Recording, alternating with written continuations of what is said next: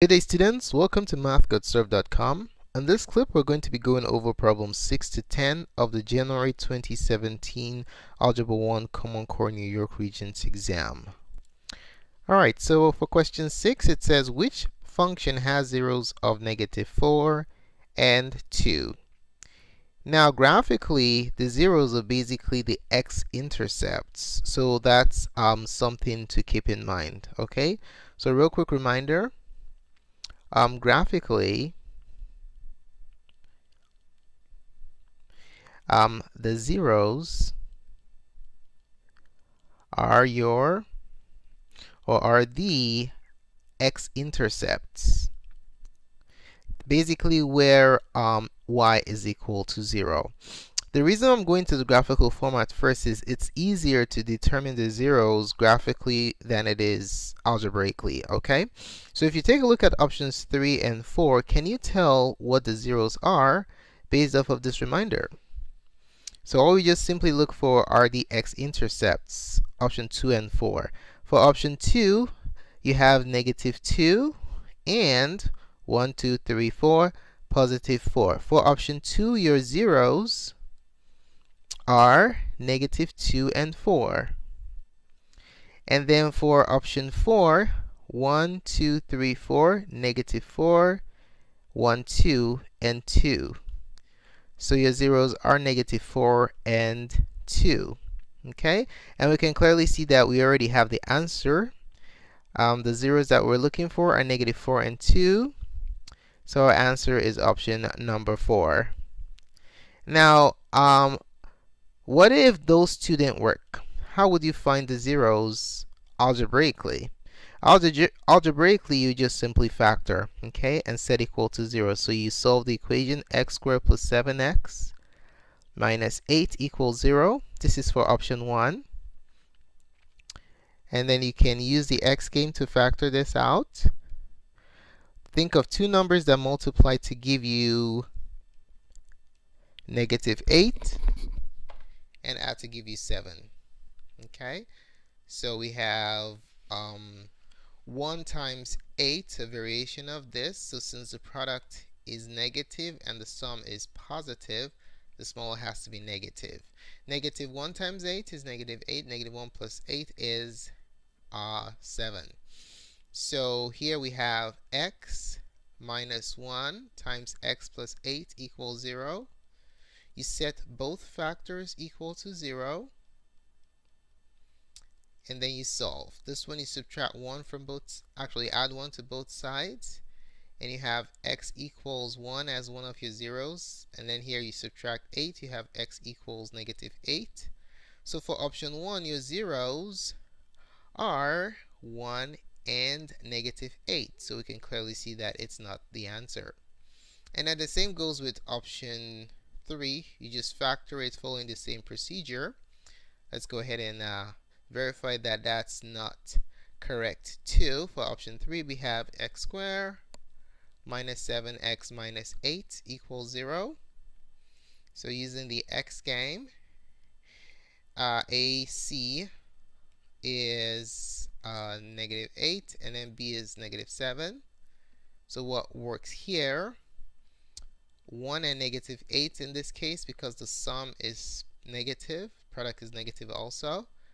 So x plus 1 times x minus 8 equals 0. Using the zero product property, set both factors to 0. And then you have x equals -1 and +8. Well, let me show you the steps real quick. So for this one, you just subtract 1.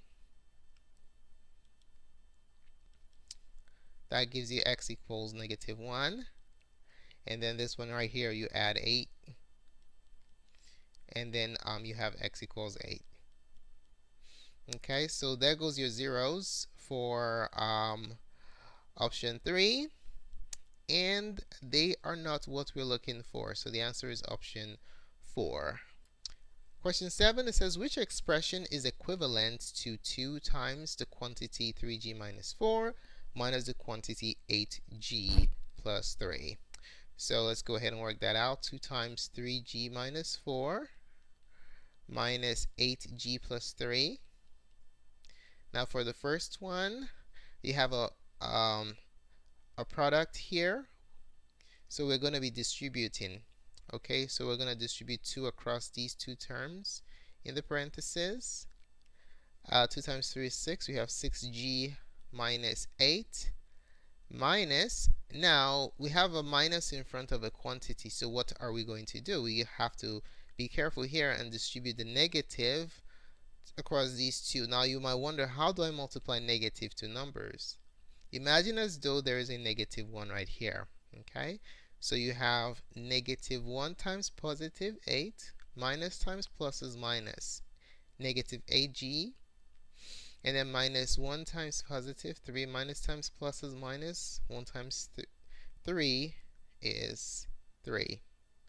Now let's combine like terms. 6g minus 8g, subtract and keep the sign of the bigger, negative 2g is your final answer. And then negative 8 minus 3, signs are the same, so you add and keep the sign, negative 11. Okay, so our final answer is option number 4. Alright, for question 8, it says, in 2014, the cost to mail a letter was 49 cents for up to 1 ounce. Every additional ounce costs 21 cents. Which recursive function could be used to determine the cost of a 3-ounce letter in cents? Okay, so recursive function has 2 parts. So the 2 parts of a recursive function are the initial condition, the initial value or initial condition, and the recursive formula. Okay, now let's see which one meets the criteria here. What's the initial cost? So we're starting with the first mail. Okay, so you pay 49 cents for up to 1 ounce. Alright, so the initial ounce A1 is going to be 49. Alright, initial ounce. Now what do you do for additional ounces?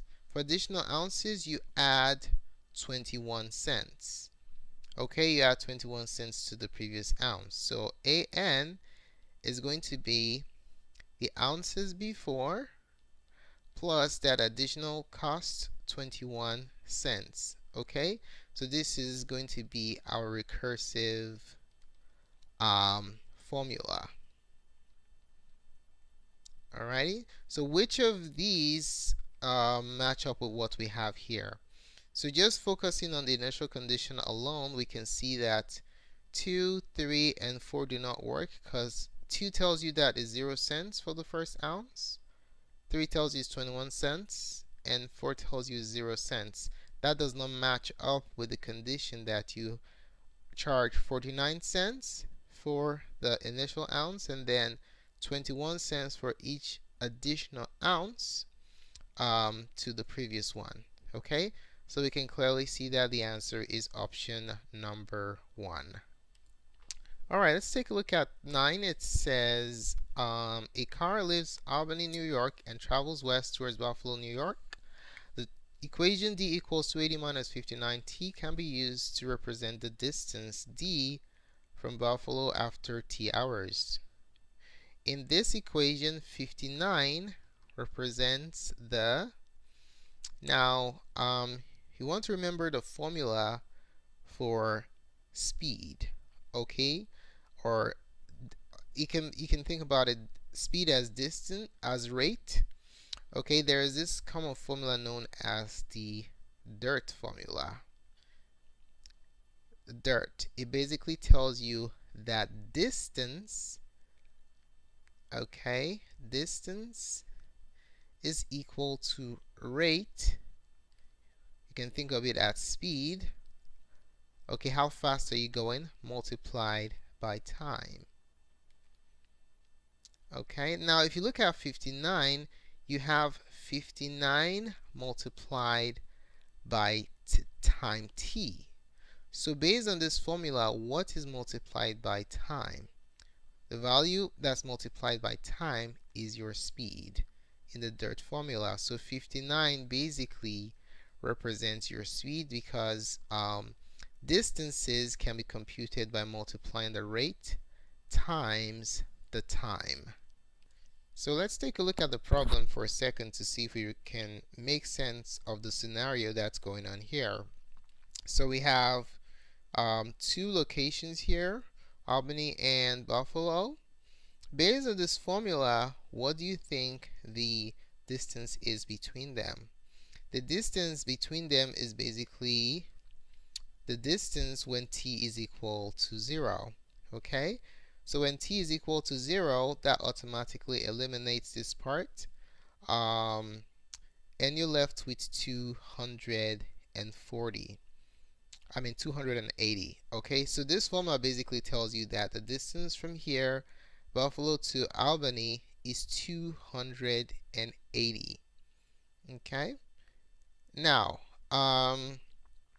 if we now look at that formula, 280 minus 59t, at any point in time t, you're going to cover a particular distance. Okay, so let's pick a distance. Let's say at time t after you depart. Okay, so t, random time t. How far are you from Albany? Okay, so if you traveled for t hours using the formula, after t hours using the formula, let's call this time t, the distance from Albany to where you're at right now, d, is simply going to be rate times time. Okay? So if you are traveling at 59 miles per hour, as we indicated here, the distance that you would have covered at time t will be 59t. Okay? So if you cover 59t at time t and the distance from Albany to Buffalo is 280, then what will your distance from that distance you've covered at time t to Buffalo? It's simply going to be big D, which is the total distance, minus the distance that you traveled, 59t. That's why we have this formula that we have here, d equals 280 minus 59t, basically subtracting the total distance from the distance you've traveled from Albany, determined by multiplying the rate times time. Alright, let's take a look at question 10. It says, Fate wants to use the formula C of f equals 5/9 times f minus 32 to convert Fahrenheit to degrees Celsius. If Fate calculated C of 28, what would her result be?